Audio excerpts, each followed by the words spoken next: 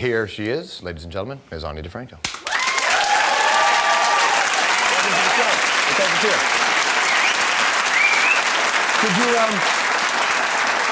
Could you ever have imagined you'd reach a point in your career where you'd have a greatest hits collection and a book of poetry?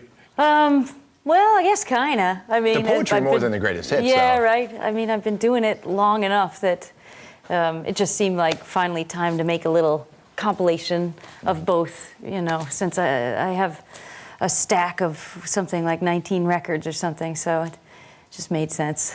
You've had a ridiculous schedule in that since you were a kid, you play a lot of shows. Especially when you got into this, you were always on the road. You were always doing what you were doing, and then now you have a kid, and I guess you can't do it the same way. Well, I don't know. I think you can.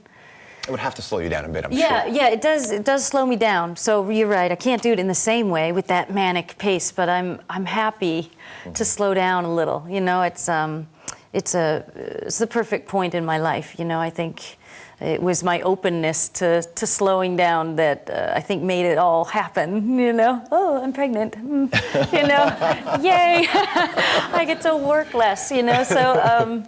Yeah, I think, and I feel like I had a little bit of a inkling the last few years that maybe my life would have a change. Well, I think ever since I met my baby's daddy, you know, I Do you call him your baby daddy to his face? Baby daddy. Oh yeah. That's awesome. Yeah, it's I like it better than partner. Partner's boyfriend ambiguous. or so. Yeah. So.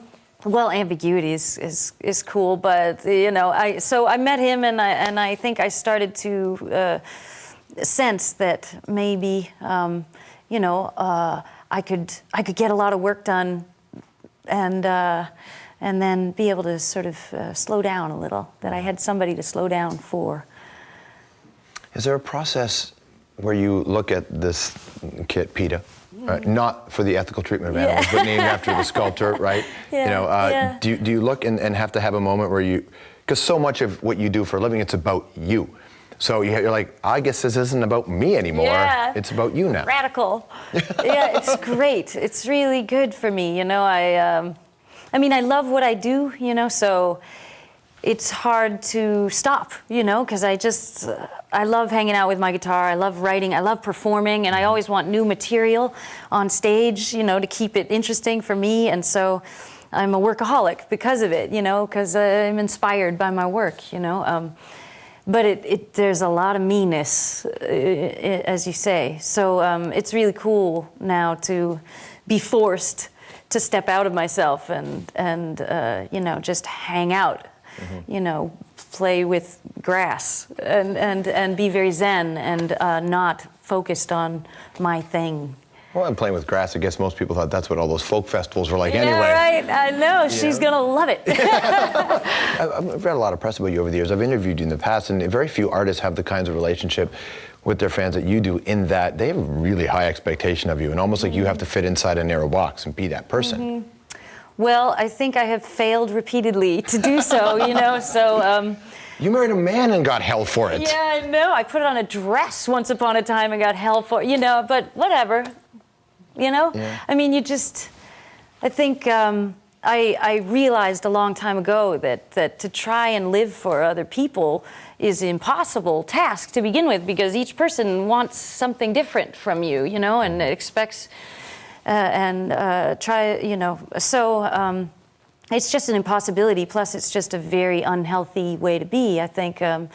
So I decided many years ago to not read anything about myself, or, you know, if I see a picture of myself, I put the paper away, and it's helped me to be a healthier person, not be so claustrophobic about my image or what do people think, and really just stay focused on my work and my purpose, you know. Well, if you're going to be able to look back with your child years and years from now, God forbid, at the fact that Mama was a pretty public person. Yeah.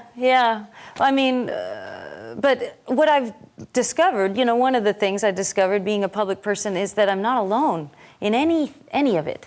You know, everything that I've expressed, even things that used to be kind of feel perilous to say or to sing, my experience is that if you do so, you have many more people saying, "Hey, me too, thank you," than you have, you know.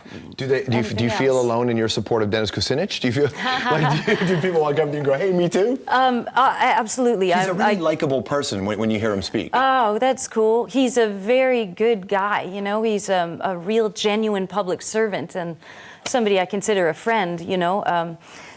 And I have a lot of conversations with people, it seems, who say, he made the most sense in the debate to me. He seems like the coolest, but he's unelectable. So, you know, which is something we've been fed by the media. I think in America we have a real hard time thinking for ourselves any longer. We're just sort of like media sheep, you know, and they all, you know, put a spin and create this kind of popularity contest that has nothing to do with issues and politics, you know, yeah, sure.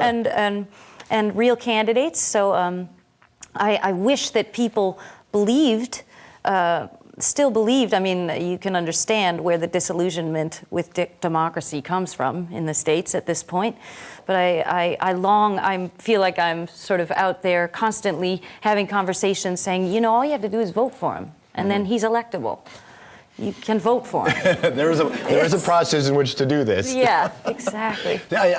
Because you're a woman, there is an expectation that you will just naturally, as a feminist icon, for lack of a better phrase, support Hillary Clinton. And it's an interesting place that we are the two current leading candidates for the Democratic Party are an African American man and a woman. Mm-hmm. And that's I guess does that suggest Watch a them shift? slip the white guy in at the last minute. This is my suspicion.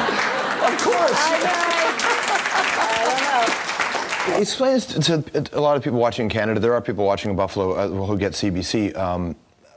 The fascination with the big business leader and those kinds of men who have always held this position, and you're from Buffalo, and many centers in America have been destroyed by big business and are left economically depressed and abandoned by the government, and then the people, for some reason, don't mobilize. Yeah, it's funny, you know, ever since, you know, the Reagan-Bush revolution, you know, I remember, I mean, I've been traveling around in Canada and in Europe, and boy, the dollar used to be strong stuff, you know, and now I'm, you know, I'm a wetback, you know, I come to Canada and I'm like, help, I can't make this work. Deal. I can't make this work. I got a baby to feed.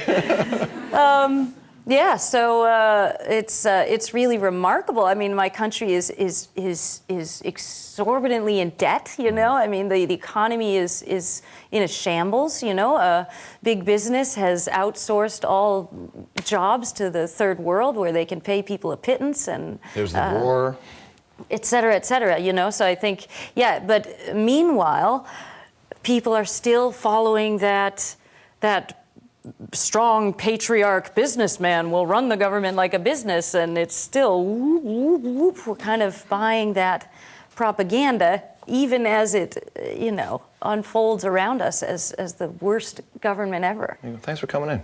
Thanks for having me. DiFranco, everybody. All right. Nice to see you.